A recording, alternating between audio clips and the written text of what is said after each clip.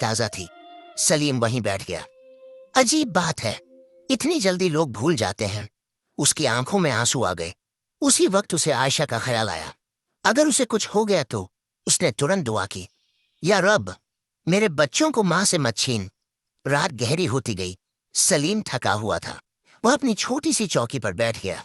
वहां एक पुरानी सी कुर्सी थी और एक टूटा हुआ टेबल। वह टॉर्च बंद करके आसमान देखने लगा। सितारे चमक रहे थे। उसे लगा जैसे कोई कह रहा हो, हर अंधेरे के बाद उजाला आता है। लेकिन उसे यकीन नहीं हो रहा था। उसकी जिंदगी में तो अंधेरा ही अंधेरा था।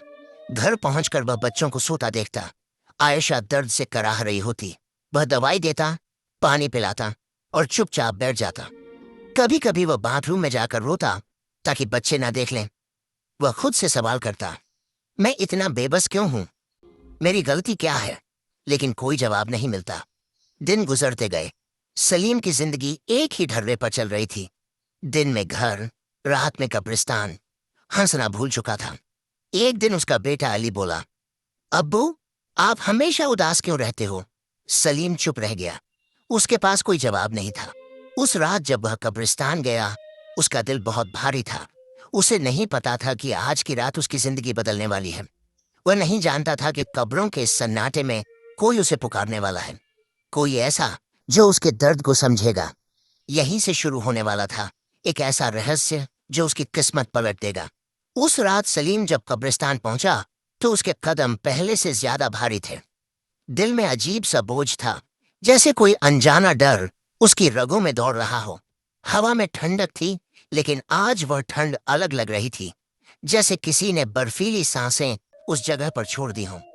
आमतौर पर सलीम हर रात अल्लाह का नाम लेकर अंदर जाता था, लेकिन आज उसके होंठ खुद ब खुद सूख गए थे। टॉर्च हाथ में थी, मगर उसे जलाने की हिम्मत नहीं हो रही थी। उसे लग रहा था कि अगर रोशनी जलाई तो कुछ ऐसा दिख जाएगा जिसे देखने की ताकत उसमें नहीं है। वह धीरे धीरे अंदर बढ़ा। हर कदम के साथ उसके जूते की आवाज अजीब तरह से गूंज रही थी। ऐसा लगता जैसे कोई उसकी परछाई बनकर पीछे पीछे चल रहा हो। उसने पलट कर देखा, कुछ नहीं, सिर्फ कब्रें, पत्थर और झुके हुए पेड़। लेकिन दिल मानने को तैयार नहीं था। उसे बार बार एहसास हो रहा था कि वह अकेला नहीं है। तभी अचानक एक हल्की सी आवाज आई, सलीम। उसका दिल जोर से धड़का। उसने तुरंत पीछे मुड़कर देखा। कौन? उसकी आवाज कांप रही थी। चारों तरफ सन्नाटा था, कोई नहीं। उसने सोचा शायद वहम है, थकान की वजह से दिमाग खेल कर रहा है। वह आगे बढ़ा, लेकिन तभी फिर आवाज आई, सलीम, मेरी मदद करो। इस बार आवाज साफ थी, बहुत करीब से। उसके हाथ से टॉर्च गिरते गिरते बची। उसका पूरा जिस्म पसीने से भीग गया। वह कांपते हुए बोला, या अल्लाह, कौन हो तुम? कोई जवाब नहीं। आवाज उसी दिशा से आ रही थी जहां नई कब्र बनी थी। वही कब्र जिसके पास वह पिछली रात बैठा था। उसके कदम अपने आप उस तरफ बढ़ने लगे, जैसे किसी ने अदृश्य रस्सी से उसे खींच लिया हो। कब्र के पास पहुंचकर उसने टॉर्च जलाई। जो उसने देखा, उसकी सांस रुक गई। कब्र के पास एक बूढ़ा आदमी बैठा था। फटे पुराने कपड़े, उलझे हुए बाल, चेहरा इतना पीला जैसे महीनों से धूप न देखी हो। वह मिट्टी पर बैठा कांप रहा था। तुम कौन हो? सलीम ने डरते हुए पूछा। बूढ़े ने गर्दन उठाई। उसकी आंखें अजीब तरह से चमक रही थीं। मुझे प्यास लगी है, बहुत प्यास। सलीम को यकीन नहीं हो रहा था। कब्रिस्तान में रात के वक्त कोई बूढ़ा आदमी। उसने आसपास देखा, कोई और नहीं था। आप यहाँ क्या कर रहे हैं? इस वक्त यहाँ कौन आता है? बूढ़ा हंसा, लेकिन वह हंसी किसी इंसान जैसी नहीं थी। बहुत भारी, बहुत गहरी। तुम चौकीदार हो ना? मुर्दों के रखवाले। सलीम के रोंगटे खड़े हो गए। जी, पर आप।